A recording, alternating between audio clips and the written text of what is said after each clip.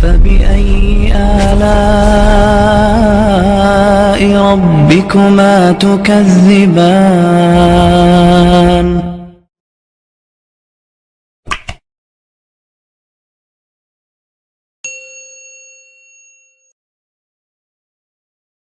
ایمان کی وہ سطح نہیں ہے جو کھڑا کر دے حکم پر۔ نماز کا کس کو نہیں پتا کہ فرض ہے، کیوں نہیں پڑھتے؟ ایمان کا سرمایہ تھوڑا ہو گیا ہے۔ پردے کا کس کو نہیں پتا کہ مسلمان عورت کے لیے پردہ فرض ہے، عین ہے، کیوں نہیں پردہ ہو رہا؟ سرمایہ کوئی نہیں، پیسے کوئی نہیں، اور پیسے سے چیز خریدی جاتی ہے، ایمان سے چیز خریدی جاتی ہے، اطاعت ایمان سے آتی ہے، کیوں پردہ اٹھ گیا؟ ایمان کی حرارت۔ ایک عورت جب 5 ہجری میں پردے کا حکم آیا تو رات کو حکم آیا، کسی کو پتا چلا کسی کو نہیں چلا۔ فجر کی نماز میں عورتیں بھی آتی تھی مسجد میں، ایک الگ جگہ بنی تھی۔ جب ایک خاتون آئی، دیکھا تو ساری عورتیں پردے میں چادروں میں چھپی، پتہ نہیں کیا ہوا۔ کہنے لگی تجھے خبر نہیں رات کو پردے کا حکم آ گیا؟ کہ اچھا مجھے تو کوئی پتہ نہیں، رات کو اللہ نے کہہ دیا ہے۔ تو انہوں نے اسی وقت نماز کے بعد ایک بچے کو بھیجا، کہا جاؤ بیٹا میرے گھر سے چادر لے کے آؤ۔ وہ بچہ گیا، گھر سے چادر لے کر آیا، پھر چھپا کے چہرے پہ چھپا کے جب گھر پہنچی تو ان کے خامد نے فرمایا جب تمہیں پتہ ہی وہاں جا کے چلا تھا تو اس تکلف کی کیا ضرورت تھی، یہیں آ کے شروع کر دیتی۔ تو فرمانے لگی اللہ کے حکم کا پتہ چلنے کے بعد میری جرت نہ ہوئی کہ ایک قدم بھی اس کی مرضی کے خلاف اٹھاؤں۔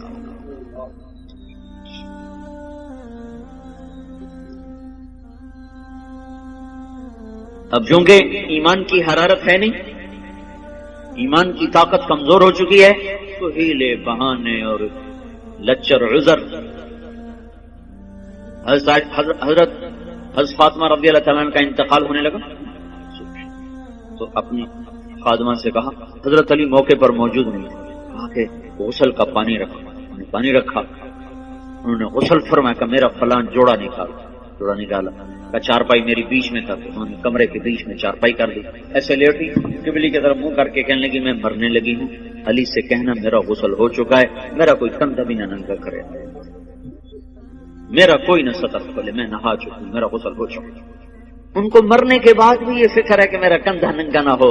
آج کے لباس نہیں دیکھتے ہو، ساری کمر ننگی ہو رہی ہے، سارے بازو ننگے ہو رہے ہیں۔ یہ مغرب کی بیٹیاں بن کے عزت پانا چاہتی ہیں۔ مغرب کی عورت نے آزاد ہو کر بڑا دکھ پایا ہے، مجھے میرے رب کی قسم، اس کی آزادی نہیں، ہلاکت ہے، ہلاکت۔ اپنے آپ کو چھپاؤ چھپاؤ چھپاؤ، جتنا چھپو گی اتنا اللہ کے ہاں روشن ہو جاؤ گی، جتنا ظاہر ہوگی اتنا اللہ کی نظر میں ذلیل ہو جاؤ گی۔ یہ تو پاگلوں کا جہان ہے، پاگلوں کے پیچھے چل پڑو گے۔ ہماری مائیں وہ ہیں جنہوں نے موت کے بعد بھی کہا میرا سطر نہ کھلے، کوئی میرا کندھا بھی نہ دیکھے۔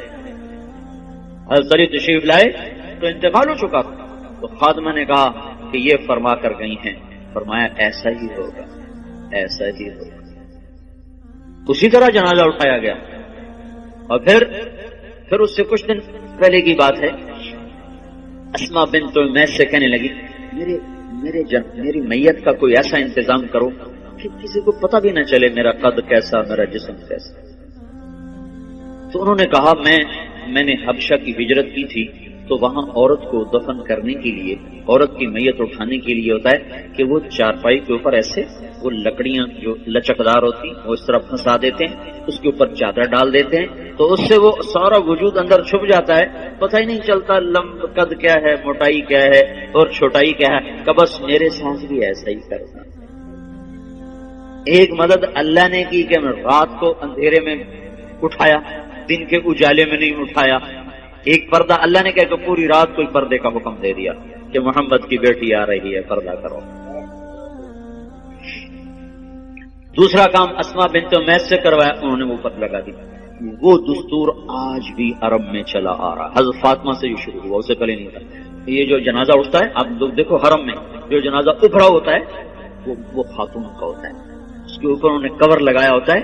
دیکھنا جو لوگ جاتے ہیں حج پہ، وہ میں تو کئی سال سے جا رہا ہوں، کر یہ پڑھا بھی تھا، وہ دیکھا بھی ہے کہ جب خاتون کا جو جنازہ ہوتا ہے ویسے ابھرا ہوتا ہے، اور جو مردوں کا جنازہ ہوتا ہے ویسے سیدھا ہوتا ہے۔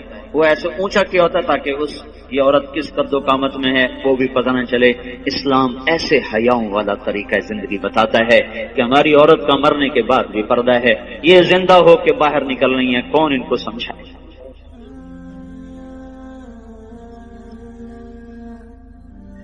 ہائے تبلیغ اسی زندگی کو سیکھنے کا کام ہے، یہ پاک زندگی، یہ پاکیزہ زندگی، اس کو لے کے در در گھر گھر پھرنا، لوگوں کی خیر خواہی میں، ان کو اللہ کے ساتھ جوڑنے میں، دھکے کھانا، لوگوں کی منتیں کر کے ان کو اللہ رسول کی ترتیب زندگی سمجھانا بتانا، یہ ہے تبلیغ کا کام۔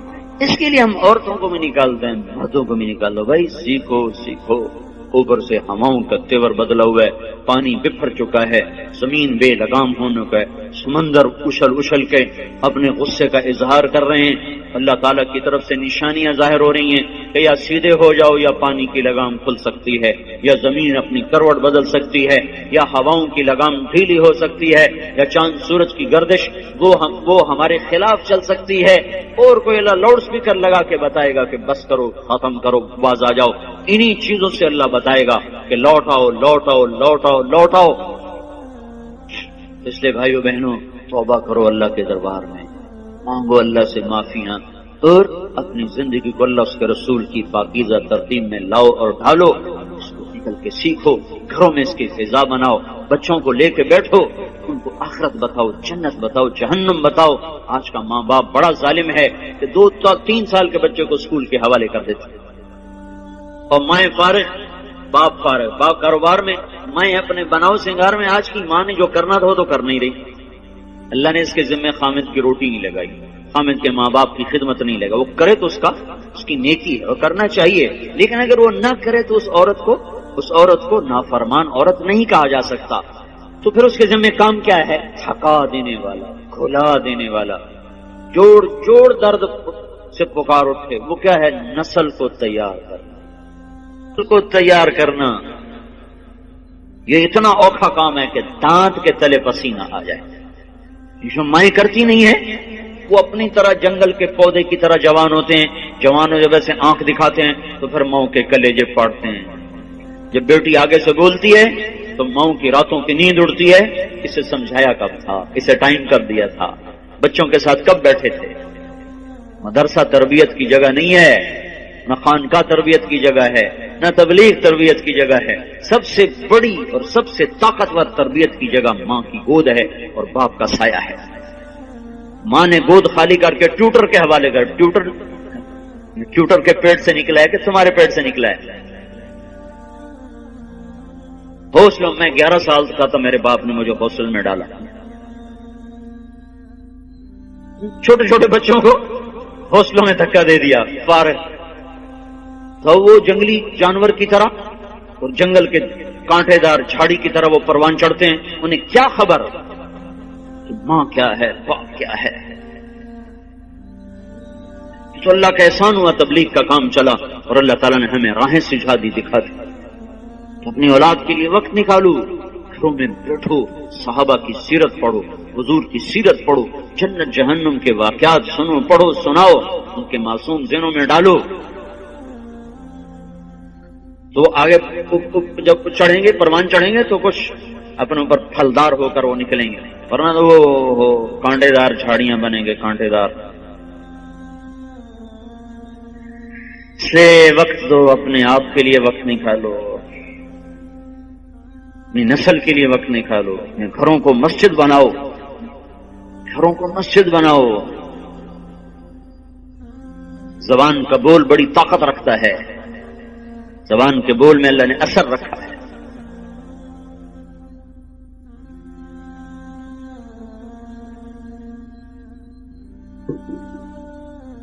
عیسائیوں نے حملہ کیا، مسلمان بادشاہ نے لشکر بھیجا، خبر آئی شکست ہو، تو ملکہ نے کہا یہ خبر غلط ہے۔ بادشاہ نے غصے میں کہا کیسے غلط؟ خبر باہر سے آئی، تو اندر بیٹھ کے تو غلط کہہ رہے، تو چپ ہو گئی۔ کچھ دنوں کے بعد خبر آئی کہ واقعی خبر غلط تھی، فتح ہوئی۔ تو بادشاہ نے اپنی بیوی سے پوچھا تو نے یہ اتنے دعوے سے بات کیوں کہی تھی؟ اس نے کہا بات یہ ہے، جب یہ میرا محسوس ہوا کہ میرے پیٹ میں کوئی امانت ہے، تو میرے منہ پہ ایک لقمہ بھی حرام کا نہیں آیا، میں نے کوئی مشتبہ کھانا نہیں کھایا۔ پھر جب یہ پیدا ہوا، یہ کون سنا رہی؟ کوئی کسی مولوی کی بیوی نہیں، بادشاہ کی بیوی کا سنا رہا ہوں۔ جب یہ پیدا ہوا تو میں نے جتنی دفعہ اسے دودھ پلایا، پہلے 2 نفل پڑے پھر دودھ پلایا، وضو کیا 2 نفل پڑے دودھ پلایا۔ 2 سال میں نے یہ چکی چلائی ہے، 2 سال میں نے یہ مشقت برداشت کی ہے کہ ہر دفعہ اس کے لیے میں وضو کرتی، نفل پڑھتی، پھر دودھ پلاتی۔ تو جو اتنا پاک دودھ پی کے پروان چڑھے وہ کافر کے آگے کیسے بھاگ سکتا؟ یہ خبر اگر آتی کہ شکست ہوگی اور میرا بیٹا شہید ہو گیا تو پھر اس کو میں مان جاتی، لیکن میں یہ نہیں مان سکتی کہ جس کو میں نے ایسا پاک دودھ پلایا ہو وہ موت کے ڈر سے بھاگ جائے۔ یہ نہیں سکتی۔ یہ کام آج کی ماں نہیں کر رہی ہے۔ اس کا سلیقہ سیکھنے کے لیے تبلیغ میں وقت دو کہ بچوں کو کی تربیت کرنی کیسے ہے اور گھر کی زندگی کو جنت کیسے بنانا ہے۔ اس لیے بھائیو بہنوں، پچھلی پہ توبہ کرو، اگلی کے لیے تیاری کرو، اپنے گھروں کو مسجد کا ماحول دو، اپنی زندگی میں پردے کو داخل کرو،